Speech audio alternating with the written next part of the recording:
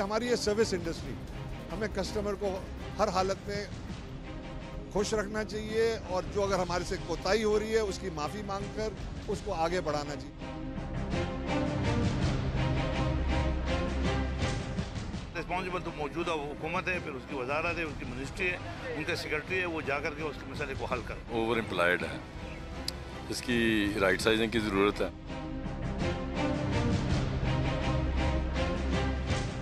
आपने जो 12-12 हज़ार देते हैं, ये 8-8 हज़ार पे मुलाजिम रखा हुआ है, उसको आप निकाल के भाई क्या सेव कर लेंगे? खुदा का खौफ करो, अपनी पॉलिसीज ठीक करो, अपनी मैनेजमेंट ठीक करो, अपने जहाज ठीक करो, हम आपके साथ हैं जनाब।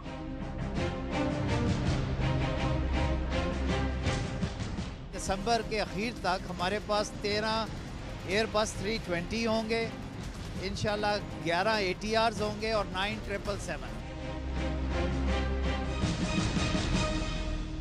Welcome once again to news आए। हमारे साथ मौजूद हैं शाह महमूद कुरैशी साहब, वाइस चेयरमैन पाकिस्तान तहरीक इंसाफ। हमारा साथ दे रहे हैं खुर्रम दस्तगीर साहब, वफाकी वज़ीर हैं, तजारत के मुस्लिम लीग नून से ताल्लुक़ रखते हैं। कमर ज़मान कायरा साहब साबिक़ वफाकी वज़ीर इत्तलात रह चुके हैं, पीपल्स पार्टी से ताल्लुक़ रखते हैं। आप सबका बहुत बहुत शुक्रिया। अस्सलाम वालेकुम। अगर आप इजाज़त दें तो हमारे सीनियर कॉरेस्पॉन्डेंट से ज़रा आगाज़ करूँगी। सनाउल्लाह साहब हमारे साथ मौजूद हैं। सनाउल्लाह साहब, फरमाइएगा कि ये ऑर्डिनेंस की कहानी और उसके बाद जो ये इसहाक डार साहब ने कहा है कि किसी को ले ऑफ नहीं किया जाएगा, निजकारी के ऊपर मौक़िफ़ में कोई तब्दीली दिखाई दे रही है, इसके हवाले से भी बताइएगा। और ये 70 अरब की जो सब्सिडी की कहानी है कुछ शुगर मिल्स के हवाले से, उस पर भी ज़रा रोशनी डालिए। देखिए महर, सियासी तौर पर चीजें और होती हैं, लेकिन हुकूमतों को अगर कोई काम कर रहे हैं तो एक तो उनको सच बोलना चाहिए। IMF के बोर्ड का मीटिंग हो रही है 18 दिसंबर को, और दुबई में जो लास्ट मंथ मीटिंग हुई थी IMF के साथ, उसमें यह तय हुआ था कि आपने बोर्ड के इजलास से कबल ये ऑर्डिनेंस जारी करना है और इसको कंपनी में डिवाइड करना है, और कंपनी में जाने का मकसद ये है कि इसकी प्राइवेटाइजेशन करना है। आपके पास ऑर्डिनेंस पड़ा होगा, और ऑर्डिनेंस भी नेशनल असेंबली के सेशन से कोई 24 घंटे या 36 घंटे पहले जारी किया गया। उस ऑर्डिनेंस में बड़ी वाज़ेह तौर पर लिखा गया है कि इसके जितने भी मुलाजमीन हैं उनकी सैलरीज वगैरह को तहफ़्फ़ुज़ दिया गया है, लेकिन अगर उसको देखा जाए तो उसमें उनको कॉन्ट्रैक्ट में उनकी जो परमानेंट मुलाजमत है उसको कॉन्ट्रैक्ट में तब्दील कर दिया जाएगा। इसके साथ साथ जो इसका जो पेंशन है, ग्रेजुएटी है, और जो उनके बेनिफिट होते हैं, उन्होंने कहा कि वो जो नई पार्टी आएगी या कंपनी बनेगी वो डिसाइड करेगी। ऑर्डिनेंस में उसको तहफ़्फ़ुज़ नहीं दिया गया, तो फिर इन बातों को अवाम को या मुलाजमीन को बताना चाहिए। इसके साथ साथ ये आप अगर IMF का देखें, इनको जो एग्रीमेंट हुआ है उसमें बेंचमार्क दिया गया है कि PIA को जून 2016 तक हर कीमत पर इन्होंने 26% विद मैनेजमेंट कंट्रोल उसकी प्राइवेटाइजेशन करनी है। हाँ। अब अगर ऑर्डिनेंस का मकसद देखें, क्योंकि PIA कायम हुआ था 1956 के एक्ट के तहत, उसमें इनके पास गुंजाइश नहीं थी कि जो प्रॉफिटेबल इसका बिजनेस है PIA का, उसको अलग किया जाएगा, उसकी प्राइवेटाइजेशन की जाएगी कोर बिजनेस की, और पार्टी क्योंकि कोई भी जो चीज नुकसान में होगी उसको नहीं लेगी, जो प्रॉफिटेबल इसका बिजनेस कोर बिजनेस होगा उसकी प्राइवेटाइजेशन कर दी जाएगी, मैनेजमेंट कंट्रोल भी दे दिया जाएगा, और जो नुकसान है उसके लिए एक अलग कंपनी बना के उसको हुकूमत अपने जिम्मे ले लेगी। तो ये इसका तरीकाकार मौजूद है। जहां तक आपने दूसरी बात की, वो 70 अरब नहीं 7 अरब रुपए है। अगर खुर्रम दस्तगीर साहब यहाँ बैठे हैं, मुझे नहीं पता बैठे या नहीं बैठे, इनकी समरी थी 6 दिसंबर को इमरजेंसी हंगामी बुनियादों पर यह समरी बनी है। 7 दिसंबर को यह सर्कुलेट भी नहीं हुई। 7 दिसंबर को ECC का हंगामी इजलास बुलाया गया, 1 पॉइंट एजेंडा था, और इस मुल्क के जो बड़े बड़े बासर किस्म के जिनकी शुगर मिले हैं, खरबों रुपए के मालिक हैं, उनको 7 अरब रुपए की कैश सब्सिडी की मंजूरी दी गई है। मिनिस्ट्री इंडस्ट्री ने इसकी मुखालफत की, और मेरे जराए कहते हैं वजारत तिजारत भी इसके हक में नहीं थी, जिनकी समरी थी। और ये मजे की बात यह है कि आप जो चीनी है जो पाकिस्तान में बन रही है, आप मुल्क के जो शहरी हैं उनको सस्ती देने के लिए तैयार नहीं है, और बैरून मुल्क जो दूसरे मुल्कों का शहरी है उनको सस्ती चीनी देंगे और उसमें 13 रुपए फी किलोग्राम सब्सिडी देंगे, हुकूमत देगी, कैश सब्सिडी देगी। और ये किनको जाएगी? शरीफ फैमिली की सबसे ज्यादा शुगर मिले हैं, जरदारी की शुगर मिले हैं, जहांगीर तरीन की शुगर मिले हैं, हारून अख्तर की शुगर मिले हैं, हुमायूं अख्तर की शुगर मिले हैं, उनको ये कैश सब्सिडी जाएगी। वो गरीब लोग हैं, उनको सब्सिडी मिलनी चाहिए। यूटिलिटी स्टोर चलता था चीनी की सब्सिडी पे, आज 2.5 साल से इन्होंने सब्सिडी खत्म कर दी है। वो 20 दफा समरी लेके गए हैं ECC में 50 करोड़ रुपए की, जो पाकिस्तान का जो इंतहाई गरीब लोग हैं, जिनकी 200-250 रुपए की डेली की जिनकी आमदन है, उनको ये सब्सिडी देने को तैयार नहीं है। अब जवाब सुन लीजिए सनाउल्लाह साहब, शुक्रिया। بہت بہت شکریہ خرم صاحب. پہلے تو یہ 7 ارب روپے کی سبسڈی راحت کر دیجئے. جی ہمیں ثناءاللہ صاحب نے کہا نا کہ فیکٹس کے اوپر بات کرنی چاہیے. میری ان سے بھی استدعا ہے کہ فیکٹس پر بات کریں. یہ ایکسپورٹ سبسڈی ہے نمبر 1.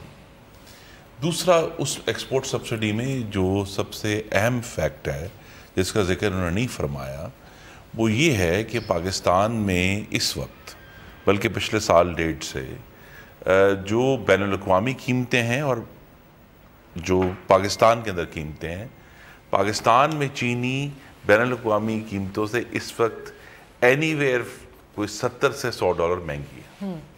ٹھیک ہے, مثلا ہم جو ہیں اکثر پاکستانی جو ہیں اینی ویئر فرام 55 سے 60 روپے پر کلو جو ہے دیٹس کمز ٹو, اگر آپ اس کو بہت ہی راؤنڈ اباؤٹ بھی کریں گے, کمز ٹو اباؤٹ $500 پر میٹرک ٹن. دنیا میں پرائسز جو ہیں ریلیٹیو اب چل رہی ہیں پچھلے سال ڈیٹ سے وہ 390 اور 410 کے درمیان فلکچویٹ کرتی ہیں. اب اگر ملک میں جو اصل کی فیکٹ تھا جو اس سمری میں یہ تھا کہ ملک میں اگر سفیشنٹ چینی موجود ہے اور ایک ڈیمونسٹریٹڈ فیکٹ ہے کہ جو صوبائی حکومتیں اب گنے کی قیمتیں اناؤنس کر رہی ہیں اس کی وجہ سے پاکستان میں چینی کی قیمت جو ہے بین الاقوامی قیمتوں سے زیادہ ہے. اگر ہم نے اس کو ایکسپورٹ کرنا ہے تو وہ صرف جو جس کو سبسڈی کا نام دے رہے ہیں اصل میں وہ ایکسپورٹ ڈفرینشیل ہے, کیونکہ ایکسپورٹ اس نے ہونا ہے بین الاقوامی قیمت 390 روپے basically to compete with international pricing. یہ اس لیے مگر سر وہ مجھے لگتا ہے کہ اس کا بینیفیشری جو ہوگا وہ تگڑے لوگ ہوں گے آپ سب کی جماعتوں میں سے. دکھ اس بات پہ یعنی کہ اینڈ آف دا ڈے گھوم پھر کے عام کنزیومر جو ہے اس کو he is not getting the relief. اب یہ جس طرح انہوں نے کہا کہ شریف خاندان کی ملیں ہوں, میری یہ بھی استدعا ہے کہ چینی ایک لگژری پروڈکٹ ہے اوور آل. جو چینی کی پروڈکشن ہے پاکستان میں اس کا 70% جو ہے وہ انڈسٹریل کنزیومرز کے پاس. میں نے کہا یہ لگژری پروڈکٹ جو ہے نا مرسیڈیز کی بات نہیں ہو رہی, ہر گھر میں استعمال ہوتی ہے. میری گزارش یہ اسحاق ڈار صاحب والی بات ہو گئی کہ یہ لوگوں کو اس لیے قیمتیں بڑھتی لگی ہیں. سوری وہ کہتے ہیں 70% کنزمپشن جو ہے وہ مشروب بنانے والی کمپنیاں, بیکریاں اور یہ انڈسٹریل کنزیومرز ہیں. گھروں کے جو ہمارے کنزیومرز ہیں ان کی جو کنزمپشن ٹوٹل ہے وہ بہت کم ہے. کہ اگر آپ اچھا کن فیکٹریوں کو ملیں گی یہ بتا دیجئے so I can move on to the others. نہیں اصل سمپل فیکٹ ہے کہ جو بھی دا شوگر مافیا, ہاں آپ جو کہنا چاہیں پہلا اس میں شرط یہ رکھی گئی ہے کہ وہ ملز جنہوں نے اپنے 2014-15 کے سیزن جو پچھلا گزرا ہے اس میں تمام کسانوں کے جو ڈیوز ہیں وہ کلیئر کر دی ہیں, نمبر 1. اور نمبر 2 یہ ہے کہ وہ اس پہ جو انہوں نے اپنی سر یہ ہائی لائٹ ہمارے پاس جو ڈاکیومنٹس ہیں اس پہ 13 پارٹیز ہائی لائٹڈ ہیں جن کو فائدہ ملے گا. وہ تگڑے لوگ ہیں اس ملک کے. جی وہ 13 پارٹیز ڈاکیومنٹ آپ کا وہ ہماری سمری کا حصہ نہیں ہے. اچھا ہاں ہم نے تو کلیئرلی یہ کہا ہے کہ it is an export summary principally. آپ اس پر غور کریں. اور ایک اور بات بھی آپ کے ناظرین تک یہ بات پہنچنی چاہیے, بڑی اہم بات, اور وہ یہ ہے کہ پچھلے سال پنجاب اور خیبر پختونخوا نے 180 روپے کی قیمت اناؤنس کی گنے کی پر 40 kg جو گنا ہوتا ہے بگاس, اور اس کے ساتھ سندھ نے 172 روپے اناؤنس کی اور 12 روپے سندھ گورنمنٹ نے پچھلے سال اپنی ملوں کو دیے. 160 روپے جو ہیں جو ایکچول جو مل اور اب جو ڈفرینشل بھی آ گیا صوبوں کے درمیان 20 روپے کا, وہ بھی ایک بہت بڑا فیکٹر تھا کمپیریٹیونیس میں. تو اس سب کو سامنے رکھ کر یہ سمری اچھا چلے اپروو ہوئی. میں اسے یہ کرنا چاہوں گا کہ جیسے کہ خان صاحب نے کہا کہ ان کا مقصد تھا کہ ایکسپورٹ کے لیے سبسڈی نے دی, لیکن ٹھیک ہے ان کی اپنی منطق ہوگی کیونکہ کمپیٹیٹیو پرائس نہیں ہے. لیکن میں تو یہ عرض کروں گا کہ اس وقت جو گنا پیدا کرتا ہے کسان وہ ان مل والوں سے بے پناہ تنگ ہے, اور اس کی 3 وجوہات ہیں. ایک وہ کہتا ہے قانون کہتا ہے کہ آپ نے اس وقت اپنا کرشنگ سیزن شروع کرنا ہے. یہ آپس میں ایکا کر لیتے ہیں اور کرشنگ وقت پہ شروع نہیں کرتے. یہ ایک ریٹ طے کرتے ہیں, جیسے کہ آپ نے کہا کہ 180 روپے طے ہوا, لیکن کاشتکار کو 80 روپے ماں سوائے چند ملوں کے باقی 180 روپیہ فی 40 کلو گرام نہیں دیا گیا, اور سندھ میں تو بالکل نہیں دیا گیا. اور تیسرا اس کا جو سندھ کی تو قیمت ہی کم تھی نا جی, سندھ نے تو قیمت ہی کم مقرر کی, انہوں نے 180 مقرر نہیں کی. جو عرض کیا جو قیمت کم مقرر کی وہ بھی نہیں ملی. اور تیسرا نقطہ یہ ہے کہ وہ کہتے ہیں ہم سے مال لے لیتے ہیں हमारा गन्ना ले लेते हैं और हमें पेमेंट नहीं करते। हम धक्के खाते हैं, साल साल उनके चक्कर लगाते हैं, हमें पेमेंट नहीं करते। जब हम बहुत इस्तार करते हैं तो हमें कहते हैं चीनी ले जाओ, पैसे नहीं दे देंगे। अब हम वो बेचारा काश्तकार चीनी लेके कहाँ जाए, किसको बेचे? वो गन्ना बेचने में भी मार खाता है, चीनी बेचने में भी मार खाता है। तो ये एक बहुत बड़ा एक इस्तेहसाल हो रहा है इस मुल्क के किसान और काश्तकार तबके का। आपने सब्सिडी कारा साहब, आप सपोर्ट करते हैं इस एक्सपोर्ट सब्सिडी को? महर, मुख्तलिफ अदवार में गवर्नमेंटों को अपनी पॉलिसीज़ बनानी पड़ती हैं ताकि आपके काश्तकार को भी और आवाम को भी सपोर्ट में करना पड़े। एक्सपोर्ट सब्सिडी बाज़ों का देनी पड़ती है। एक चीज़ बड़ी अजीब है, शाह महमूद कुरैशी साहब क्योंकि ज़्यादा ज़राअत तो बहुत सारी चीज़ों को समझते हैं लेकिन ज़राअत को ज़्यादा समझते हैं मुझसे। हमारी जितनी मिलें लगी हुई हैं, अगर आप इनके रिकॉर्ड उठा के देखें तो मेजॉरिटी ऑफ द मिल्स वो हैं जो 3000 टन की लगी और आज 10,000 टन की है। उन्होंने अपनी कैपेसिटीज इन्हांस कर ली हैं ये देखे बगैर कि पाकिस्तान की ओवरऑल मार्केट क्या है। और जब वो क्रशिंग करते हैं, जो क्रशिंग का सीज़न की बात कर रहे थे, ये आम आदमी क्रशिंग को समझता नहीं है। क्रशिंग, बल्कि मैं चाहूँगा शाह महमूद साहब इसको बयान कर दें, ज़्यादा बेहतर रहेगा कि क्रशिंग का एक सीज़न होता है। अगर गन्ना इस टाइम से शुरू किया जाए क्रश करना तो वो ज़ाया भी हो जाता है। उसकी कास्ट का, उसके अंदर जो रिकवरी है वो कम हो जाती है, उसका वजन कम हो जाता है।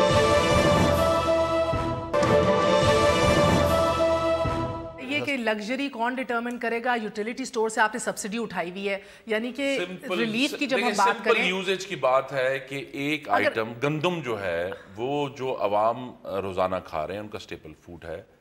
यहाँ तक महर जब ये कहते हैं ना कि जी सनाउल्लाह साहब ने तो कह दिया मुंह भर के कि जी ये तो ऐसे समरी बन गई, यहाँ तक कैलकुलेशन की गई कि अगर एक एवरेज फैमिली 6 जो लोगों पर जो मुश्तमिल है वो जितनी चीनी इस्तेमाल करते हैं एक साल में, अगर उस चीनी की कीमत let's say for example 10 kilo पर केजी बढ़ती है तो उनको चंद रुपए का फर्क पड़ता है, क्योंकि जो एक्चुअल कंजम्पशन है उस लिहाज से जो प्राइस डिफरेंशियल है वो बहुत ज्यादा इंपैक्ट नहीं है। खुर्रम साहब, एक मजदूर एक आम नाश्ते में क्या लेता है मालूम है आपको? क्या लेता है? एक और सवाल, एक नान, एक कप चाय का चीनी के साथ। मखदूम साहब, अगर सिर्फ एक्सपोर्ट सब्सिडी देनी है तो आम आदमी 6 बंदों के घराने वाले बंदे को क्या उस पर फर्क आना चाहिए? क्या पाकिस्तानी मार्केट में उसकी कीमत बढ़ जाएगी? आप तो फरमा रहे हैं ना कि हमने सिर्फ एक्सपोर्ट के लिए देनी है, तो इंपैक्ट इसका आना ही नहीं है। देखिए ना, अगर आप ये कह रहे हैं, आप एक और बात है, इसका मतलब है इसका मतलब ये है कि इनडायरेक्टली आप ये भी यूजर के ऊपर पास ऑन करेंगे। हाँ, जो वजीर साहब फरमा रहे हैं, इसका मतलब तो ये हुआ कि सब्सिडी आप अपने पास से नहीं देंगे। क्या साथ प्राइस को भी डीरेगुलेट हुई है ना? जी यही तो जो फैक्ट्स है ना वो सनाउल्लाह साहब ने नहीं बताया ना नाजरीन को, कि उस समरी में ये रिकमेंडेशन भी लिखी गई है कि प्राइस को डीरेगुलेट कर दें ताकि ये सब्सिडी वाला इशू जो है जो रेज किया गया है, इंटरप्रोविंशियल डिफरेंसेस आ रहे हैं और एक्सपोर्ट और दिखाने थे क्योंकि कार्टेल्स का भी इशू है, क्लैश ऑफ इंटरेस्ट का भी इशू है। सर, पंजाब में इसका मतलब ये है कि सूबे या तो कोऑर्डिनेट करें। देखें ये बिल्कुल ये तरीका दुरुस्त नहीं है कि सूबों में जो है ये डिफरेंशियल हो। एक बड़ा अहम आइटम है शुगर का, इसमें डिफरेंशियल हो कि एक सूबा जो है 20 रुपए ज्यादा दे रहा है, एक कम दे रहा है। अच्छा जज्बा है, डीरेगुलेट होनी कोई नहीं है। ये ताकतवर तबके की मिलें हैं, बिल्कुल डीरेगुलेट नहीं होंगी। अगर ये हुआ तो बाहर अगर सस्ती है तो बाहर से सस्ती चीनी आ जाएगी। कॉमन चीज है, ये कैसे हो सकता है कि ताकतवर की मिल बंद हो? उसका नाम है सर आपके पीआईए के नाम से जानी जाती है। बाकमाल लोग और लाजवाब सर्विस, जिसके ऊपर आपने एक ऑर्डिनेंस भी दी है। अब इंटरेस्टिंग बात यह है कि ये तो अंडरस्टैंड किया जा सकता है कि भाई जिस तरह वो कह रहे थे हुकूमत ने पॉलिसियाँ बनानी है, अब आपको कुछ इंटरनेशनल एग्रीमेंट्स भी हैं उनको भी मीट करना है, फिर there is a need of cash as well, deficits को भी ओवरकम करना है। सो नेचुरली डेडलाइन सर पे खड़ी है। जस्टिफाई कर दीजिएगा कि इस ऑर्डिनेंस की ज़रूरत क्या थी? Y bypass the parliament? ज़रूरत इस बात पे थी कि हमें ये एक लॉन्ग स्टैंडिंग, और इसका जिक्र भी किया कि एक कवानीन, मुख्तलिफ कवानीन है जिनका इतलाक होता है, उस सारे मामले को दुरुस्त करने के लिए और PIA को प्राइवेटाइजेशन के लिए तैयार करने के लिए ये ऑर्डिनेंस आया है to clarify the legal issues जो अभी मजीद उठने हैं और मजीद क्लैरिफाई होने। So you mean कि लेजिस्लेटिव एक्ट में तब्दीली लाने के लिए आपको पार्लियामेंट जो है वो अननेसेसरी उलझा देता? ये मुझे तो आपकी बात से समझ आ रही है, डिले हो जाता अननेसेसरली। नहीं, अननेसेसरी नहीं, पार्लियामेंटरी डिलेज नेसेसरी होते हैं, लेकिन बाद दफा जब आपने इकोनॉमिक PIA की मुस्कारी जैसी जब आपने इकोनॉमिक फैसले करने हैं تو وہ جو پارلیمنٹ میں ڈیلیز ہیں آپ کے لیے تو اجتماعی دانش نہیں ہے نا پارلیمنٹ پھر. دیکھیے اجتماعی دانش نہیں ہے، آنے کا دیکھیے یہ تو ہو نہیں سکتا نا. آج کیا آئی تھنک خورشید شاہ نے کھڑے ہو کر کہا میں کس سے مخاطب ہوں ادھر؟ عرضی ہے 20-30 لوگوں سے. نہیں آپ آتے ہی نہیں ہے نا پارلیمنٹ میں. میں تھا وہاں، میں نے شاہ صاحب کے مخاطب اور کوئی نہیں ہوتا نا. the treasury benches are empty. مہر ابھی خان صاحب نے کہا کہ یہ ہم نے آرڈیننس لائے ہیں پرائیویٹائزیشن کے لیے. کل ڈار صاحب نے جو پارلیمانی لیڈرز کو جن کا اپوزیشن جماعتوں سے تعلق ہے، اس میں خورشید شاہ بھی تھے، میں بھی تھا اور حضرات بھی تھے، انہوں نے اس کے بالکل برعکس کہا. انہوں نے کہا اس آرڈیننس کا قطعی پرائیویٹائزیشن سے کوئی تعلق نہیں ہے، حکومت نے پرائیویٹائزیشن کا کوئی فیصلہ نہیں کیا. اچھا انہوں نے فرمایا کہ ہم نے تو یہ میں کروں، وہ کہتے ہیں یہ جو ہوا ہے نا قانونی معاملات پیچیدگیوں میں ہمیں آپ الجھا رہے ہیں، یہ کیا ہے؟ قوم کو بے وقوف بنانا. جو کارپوریشن کو ایک کمپنی میں بنا رہی ہے، جو پہلا قدم ہے نجکاری کا. یس. یا تو پھر ہم سمجھنے سے قاصر ہیں یا آپ بہت زیادہ سمجھتے ہیں، تو سمجھا دیجئے یہ کیا ہے. میں نے یہی تو کہا ہے کہ یہ پہلا قدم ordinance in of itself privatize نہیں کر رہا، یہ صرف اس کے جو قانونی بنیاد ہے اس کو درست کر رہا ہے تاکہ آنے والی پیچیدگیوں سے مت. تو سر پارلیمنٹ کس بلا کا نام ہے؟ مجھے یہ بتا. جو مخدوم صاحب کہہ رہے ہیں نا، ڈار صاحب کہہ رہے ہیں کہ یہ آرڈیننس پرائیویٹائزیشن سے بالکل متعلق نہیں ہے، اس کو کوئی تعلق نہیں، اور ہم آپ کی مشاورت سے فیصلے کریں گے اور اس پہ پارلیمانی کمیٹی نہیں سر، اس آرڈیننس کے اندر تو یہ طے کر دیا گیا ہے. 1956 کے ایکٹ سے پی آئی اے گورن ہوتی تھی، ٹھیک ہے. اب اس ایکٹ کو اس آرڈیننس نے ریپیل کر دیا ہے. جی بالکل، سرے سے ختم کر دیا ہے. اب نیا قانون آ گیا ہے، ٹھیک ہے. اور یہ کہہ رہے ہیں کہ سٹیٹس کو ہم نے تبدیلی نہیں کیا. اس کی شک نمبر 6 میں بتا دیتی ہوں. کر رہا ہوں نا جی، وہ تو آپ صحیح کہہ رہی ہیں. ڈار صاحب کہہ رہے ہیں کہ ہم نے سٹیٹس کو تبدیلی نہیں کیا، ہم نے پرائیویٹائزیشن کا فیصلہ ہی نہیں کیا. آپ جانتی ہیں کہ آئی ایم ایف کے ساتھ ایک انڈرسٹینڈنگ ہو چکی ہے اور لوگ جانتے ہیں کہ انڈرسٹینڈنگ ہو چکی ہے اور اس انڈرسٹینڈنگ کو عملی جامہ پہنانے کے لیے 4 دفعہ اوائڈ کر چکے ہیں اس انڈرسٹینڈنگ کو. اب یہ آخری آپ کی پش ہے فور دی ڈیڈ لائن. تو یہ اس کا پہلا قدم ہے نا.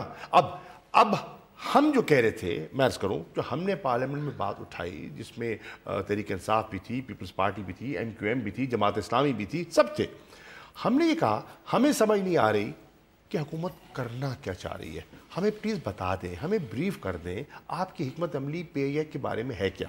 ہم بھی چاہیں گے کہ ادارہ بہتر ہو، ہم بھی چاہیں گے کہ یہ خسارہ نہ کرے، ہم بھی چاہیں گے اس کی سروسز جو ہیں اور جو اس کی ایفیشنسی اچھی ہو. یہ سب چاہتے ہیں نا، پیراسائٹ ادارہ بن گیا اب آپ کا. اب سوال یہ آپ کرنا کیا چاہتے ہیں؟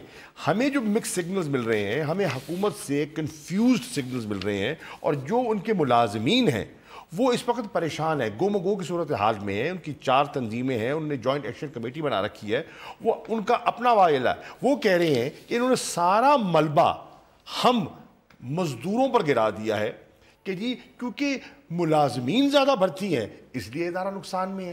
وہ کہتے ہیں جی جو ملازمین کا بوجھ ہے، وہ تو بھرتی ہیں سر، وہ یہ فیکٹ ہے. اپنی بات تو سن آپ کا ایک آپ پہ 700 بندہ آپ کا لگا ہے. کروں نا. اب اس امپلائیز پر ایئر کرافٹ ریشیو زیادہ دنیا میں غالباً سب سے زیادہ ہے. Absolutely ridiculous. دیکھیں نا مہر، دیکھیں نا اس کی وجہ ہے. اگر آپ کے جہاز ہی نہیں رہیں گے جو سروسیبل ہوں گے اور آپ کے سارے جہاز ناقص ہو کے وہ ان کا کباڑ خانے میں چلے جائیں گے، تو اوبیسلی جتنے جہاز کم ہوں گے اتنی امپلائیز کی ریشو بڑھ جائے گی. آپ فلیٹ بڑھا دیں تو کم ہو جائے گی. بات یہ نہیں ہے، بات یہ ہے وہ کہہ رہے ہیں کہ یہ بھی تو دیکھو کہ سارا ملبہ ہم پہ گرا رہے ہو. جو لیزنگ کرتی ہیں نئے جہازوں کی، جو کک بیکس لیتے ہیں، جو کرپشن ہے، جو اپنا جو معاہدے کرتے ہیں، اور جو نان پروفیشنل مینجمنٹ کے تقریباً 60 ارب روپے کی کرپشن کا انکشاف آڈیٹر جنرل کی رپورٹ میں تو وہ بھی عام جو بیچارہ عام مزدور ہے اس پہ ڈال دیا جائے گا. جو کک بیکس کھاتے رہے ہیں جہازوں کی خرید و فروخت میں، وہ بھی مزدوروں کا قصور ہے. ایک بات اسٹیبلشڈ ہے، اور یہ 60 ارب روپے کی کرپشن موجودہ حکومت کی نہیں ہے. یہ بھی بتا دیں آڈیٹر جنرل نہیں ہے. آڈیٹر جنرل نے کہا کہ یہ موجودہ دور کی نہیں ہے، it's ongoing sir. Absolutely ownership کا مسئلہ نہیں، مینجمنٹ کا ایشو ہے ادھر. So the point being again sir, اگر آپ مجھے بتائیے کہ آپ کے 2006 میں 12 ارب کا نقصان یہ کر رہی ہے، 7 میں 13 ارب کا، 2008 میں 18 ارب کا، ایکیومولیٹڈ لاسز 2014 تک اس کے 200 ارب کے قریب پہنچے ہوئے، یعنی کہ مہینے کے 10 ارب روپے ڈوب رہے ہیں ادھر. تو کچھ تو کرنا ہے نا, یہ تو آپ آن بورڈ ہے, سب کچھ کرنا ہے, اب کس طرح کرنا ہے مسئلہ اس پہ کیا کرنا ہے, میں بتا دوں کیا کر لیں, میں آپ ایک جملے میں کہہ دیتا ہوں, پہلے قاہرہ صاحب سے بتاتی ہوں پھر آپ سے پوچھتی ہوں, میں ایک جملے میں کہہ دیتا ہوں, بڑا سمپل ہے, آپ پروفیشنل مینجمنٹ لے کر آئیں, آپ انڈیپینڈنٹ بورڈ ممبرز لے کر آئیں, جو آپ کے جو بورڈ ہے, بورڈ آف ڈائریکٹرز جو ہے, بورڈ آف گورننس جو ہوتا ہے, وہ آپ صحیح لوگ لے کر آئیں. آپ منظور نظر لوگوں کو بٹھاتے ہیں, آپ لوگوں کو اوبلائز کرنے کے لیے, لوگوں کو نوازنے کے لیے آپ بورڈ پہ بٹھا دیتے ہیں. نان پروفیشنل لوگ. اور بات سمجھنے کی ضرورت ہے کہ جب بھی کوئی گورنمنٹ اپنا آغاز کرتی ہے الیکشن کے ذریعے, تو الیکشن میں لوگوں سے مینڈیٹ لیتی ہے. اس گورنمنٹ نے الیکشن کے اندر جو لوگوں سے مینڈیٹ لیا وہ یہ تھا کہ ہم وہ ادارے جو گھاٹے میں جا رہے ہیں وہاں پروفیشنل بورڈ لائیں گے, وہاں پروفیشنل مینجمنٹ لائیں گے, یہ ان کے مینیفیسٹو کا حصہ جو میں کہہ رہا ہوں, اور اس پہ ان کو ووٹ ملے, اور ان اداروں کو گھاٹے سے, اور ہم ان کو گھاٹے سے نکال کے, شاہ محمود صاحب, ہم ان کو گھاٹے سے نکال کے منافع بخش بنائیں گے, یہ کہا گیا تھا. اب عرض یہ ہے, لوگوں کو شک کیوں ہے؟ آپ آرڈیننس لاتے ہیں, ایک وزیر کہتا ہے کہ اس کا پرائیویٹائزیشن سے تعلق کوئی نہیں ہے, دوسرا کہتا ہے جو پرائیویٹائزیشن کا وزیر ہے وہ کہتا ہے کہ جی بالکل پرائیویٹائزیشن کر رہے ہیں, اور تیسرا وزیر کہتا ہے کہ نہیں ہم تو 26% کے کوئی اسٹریٹجک پارٹنر ڈھونڈیں گے, اور 26% کا وہ فگر ہے جس پہ پی ٹی سی ایل آپ نے بیچا تھا, وہ بھی مسلم لیگ نے بیچا تھا, پی ٹی سی ایل بیچا تھا 26% کی اسٹریٹجک پارٹنرشپ پہ, وہ آج تک ہم اس میں بھگت رہے ہیں, قوم بھگت رہی ہے. اسی طرح آپ نے ایم سی بی بیچا تھا, اس کے پیسے آپ کو ملے نہیں ہیں. اب سوال کیا ہے, رات کو آپ شام کے وقت آرڈیننس جاری کرتے ہیں, رات کو 9 بجے دفتر کھلواتے ہیں, اور راتوں رات آپ کمپنی رجسٹر کرتے ہیں. یہ بھی دلچسپ بات ہے نا جی, کہ پہلے کمپنی رجسٹر نہیں ہے, رات کو دفتر کھلا کے کمپنی. تو کیوں ایسا ہوا جی؟ آپ کو اگر آپ نے بڑا آرام سے کام کر, تو کام کے سامنے حقائق رکھ دیں نا.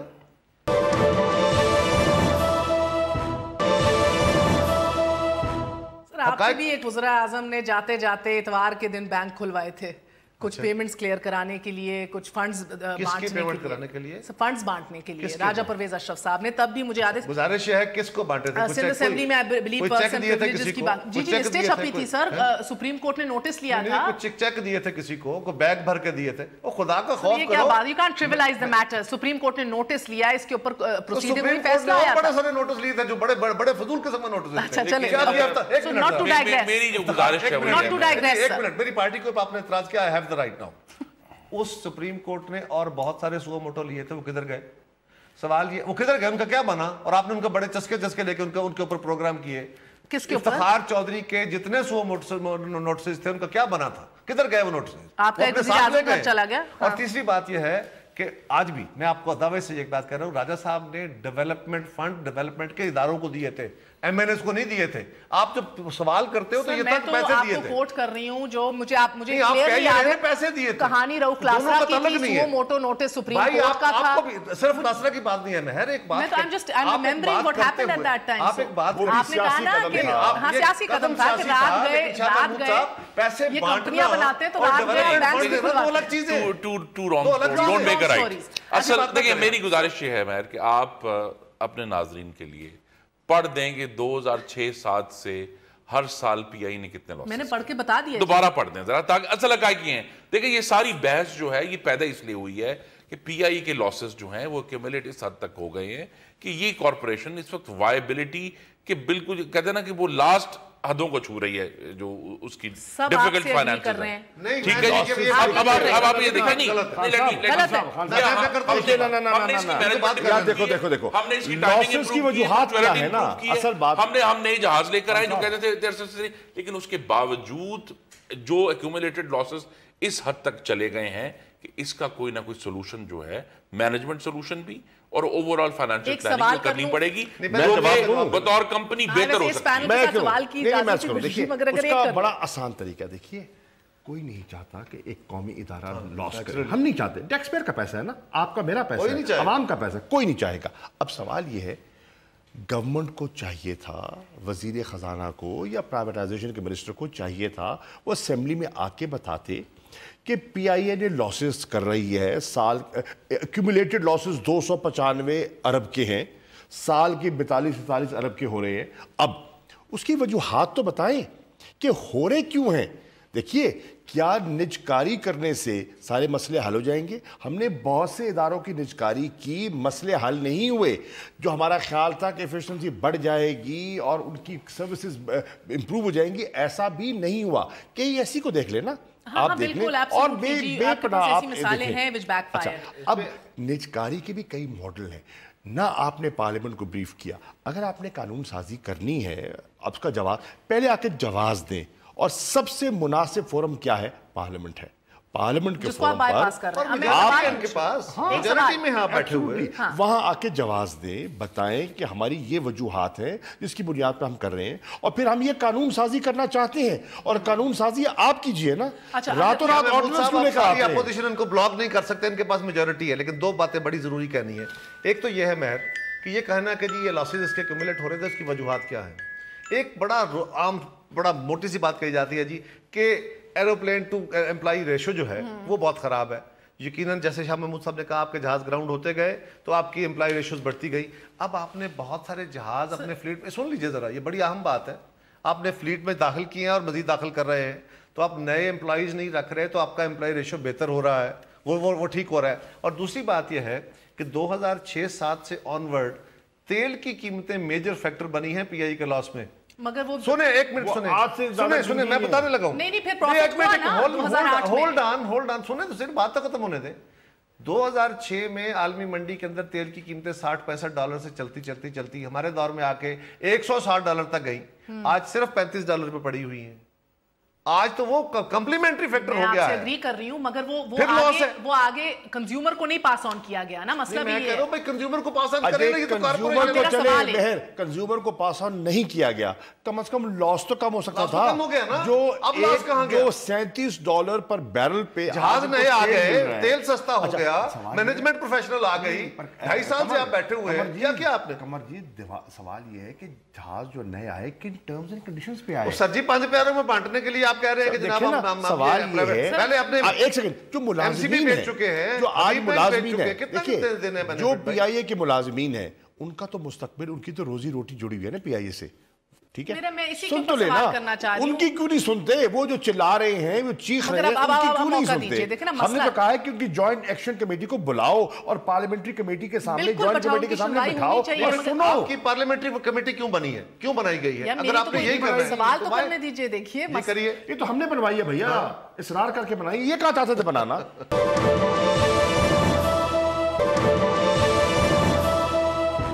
یہ جو اوور سٹفنگ ہے جس کی وجہ سے ہم بیوروکریٹک انیفیشنسیز کہہ رہے ہیں، مس مینجمنٹ کہہ رہے ہیں، بندہ پہ بندہ چڑھا ہوا ہے. آپ نے زبیر صاحب کا کہا، سن تو لیجئے کیسے نہیں ہے جی. آپ نے 5000 بندہ بھرتی کیا اپنے پہلے سال میں. آ گئے نا، صحیح ہے، آ گئے.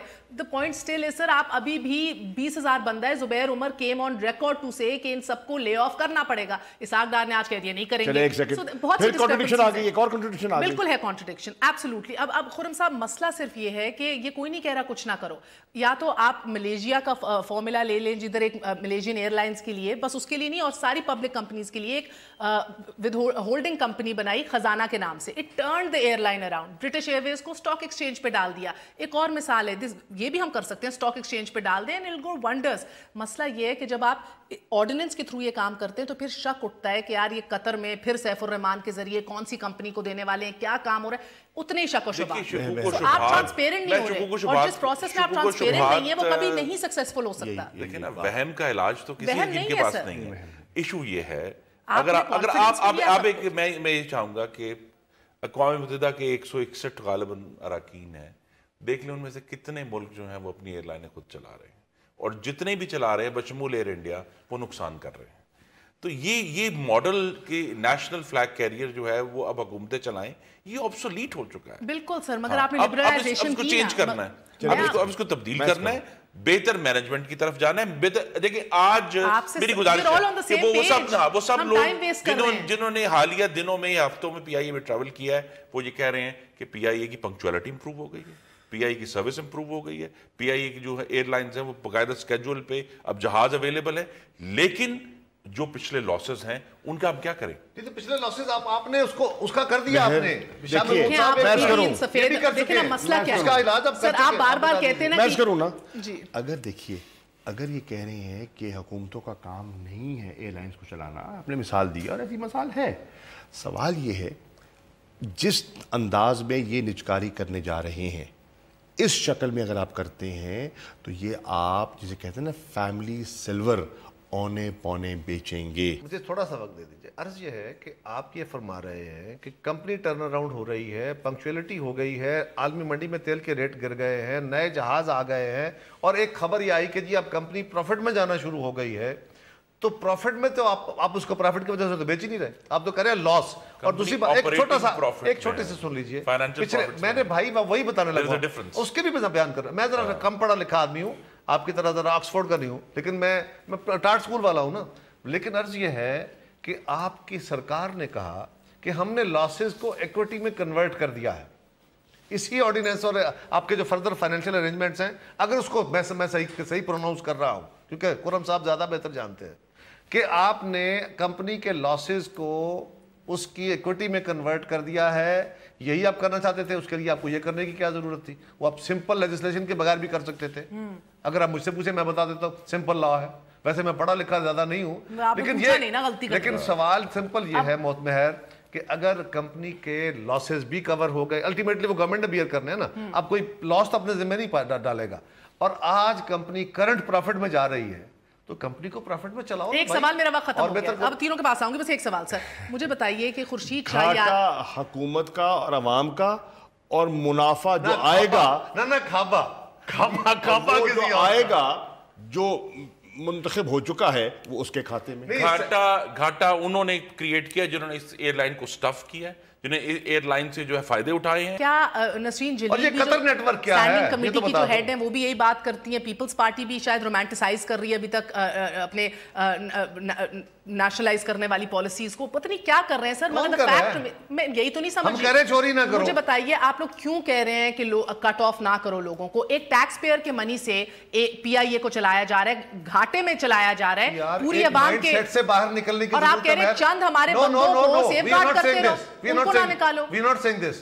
ہم یہ کہہ رہے ہیں لے آفس کیوں نہیں آپ قبول کر رہے؟ ارے بابا لے آف وائی, اس لیے کہ آپ کا Sir, if it's inefficient people, then they need to be laid off. گزارش سن لیجئے ذرا, اس کے طریقہ کار موجود ہوتے ہیں. اگر آپ کے پاس فالتو سٹاف ہو جاتا ہے اور آپ اپنا بزنس کم کرتے ہیں, یہاں پہ آپ نئے جہاز ڈال رہے ہیں اور پی آئی اے کا سٹاف باقی ایئر لائنیں جا کے چلا رہا ہے. یہ لوگ جو وہاں 10-10 سال سے 6-6 سال سے کام کر رہے تھے, اگر انیفیشنٹ بھی تھے تو ٹرینڈ ہو چکے ہیں. اب ایک چھوٹی سی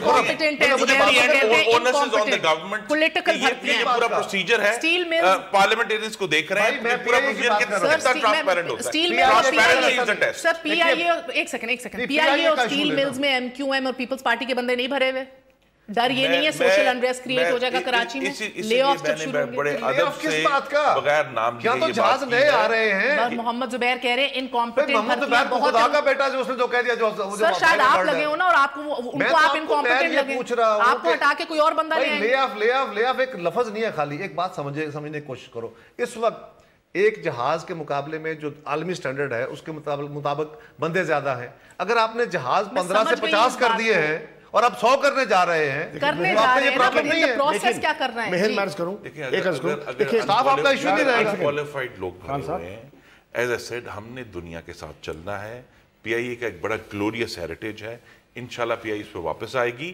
اور as I said operating profits جو ہیں وہ انف نہیں ہیں, کیونکہ ایکومولیٹڈ لاسز کے باوجود پچھلے سے آ کے آپ کو کہتے ہیں کہ جی آپ ہر سال کے اینڈ میں اتنے ارب روپے جو ہے پاکستان کے عوام کے ٹیکسوں کے ان کے حوالے کر دیں, اس کو درست کرنا ہے نا, اس کو تو چھوڑ دینا, اپنے ایکوٹی میں چڑھ گئے. تو وہ اس آرڈیننس کے بغیر ہونا نہیں تھا نا, وہ آرڈیننس کے بغیر ہونا نہیں ہو سکتا ہے. میں آج بھی آپ کو کہہ رہا ہوں, میں یہ عرض کر رہا ہوں, لاسز کی وجوہات کو ٹٹولیے. لاسز کہاں ہو رہے ہیں؟ کیا اضافی لیبر کی وجہ سے ہو رہے ہیں, یا مینجمنٹ کی وجہ سے ہو رہے ہیں, نان پروفیشنل مینجمنٹ کی وجہ سے ہو رہے ہیں, یا حکمت عملی اور پالیسیز ناقص پالیسی کی وجہ سے ہو رہے ہیں, اور کرپشن کی وجہ سے ہو رہے ہیں؟ اور کرپشن مزدور تو نہیں کرتا نا, مگر کرپشن جو بڑی بڑے خانچے لگے ہیں وہ تو وہی لگاتا ہے نا جو اوپر بیٹھا ہے, نیچے والا بیچارہ کیا کرتا ہے؟ بہت بہت شکریہ. یعنی کہ یہ بھی آخری ضرورت ہے کہ یہ بھی دیکھنے کی ہے کہ کیا گھاٹے اس لیے تو نہیں ہے کہ آپ نے گھاٹے میں کسی ایسے کو دینا ہے جس کا آپ کے ساتھ کوئی بہتر تعلق ہے، کیونکہ قطری نیٹ ورک بڑا چل رہا ہے. سیف الرحمان اور حکمران یہ مسئلہ ہے. وہم کا علاج میرے پاس نہیں ہے. میں جو اپنے اوپر ٹیسٹ اپلائی کرنا چاہتا ہوں وہ یہ ہے مہر کہ یہ کتنی ٹرانسپیرنسی سے ہوتا ہے. پارلیمنٹیرینز بھی دیکھ رہے ہیں انشاءاللہ ٹرانسپیرنٹلی یہ معاملہ. پارلیمنٹ تو 100% بائی پاس ہو رہی ہے، دیکھ کیا رہے ہیں پارلیمنٹ، یہ بیٹھے ہیں پارلیمنٹیرین. بہت بہت شکریہ. اور یہ بات ہارٹ آف ایشیا نہیں آتا، ہارٹ آف ایشیا بھی نہیں آتا. اوکے میرا وقت ختم ہو گیا. اور یہ بات حقیقت ہے کہ چاہے معیشت جو ہے وہ تہس نہس ابھی ہو رہی ہے، نہیں ابھی تک بحالی نظر آ رہی. IMF کی کنڈیشنز ہیں جو میٹ کرنی ہے، فورن انویسٹمنٹ سکیئرس ہے، ابھی ڈیٹ ہے وہ پائل اپ کر رہا ہے، تو یعنی کہ سخت فیصلے تو کرنے ہیں مگر پارلیمان کو بائی پاس کر کے نہیں کیے جا سکتے. جس طرح بات ہوئی اس سیل کی نجکاری کی جتنی ٹرانسپیرنسی ہوگی اور جو سلیکشن کرائیٹیریا ہے پاسبل انویسٹرز کا وہ کتنا شفاف رکھا جائے گا، کتنا کھل کے اس کے اوپر بات کی جائے گی، یہی ڈٹرمن کرے گا کہ یہ نجکاری کتنی سکسیسفل ہوتی ہے. اینڈ دین سب سے بڑی بات جس پہ ہمیں آج وقت ہی نہیں ملا انفارچونیٹلی، کہ آپ کا ایک اسٹرانگ اور انڈیپینڈنٹ ریگولیٹری باڈی کی بڑی ضرورت ہے. ابھی بھی ہے، ہوگی بھی. اجازت دیجیے، گڈ نائٹ. اللہ حافظ.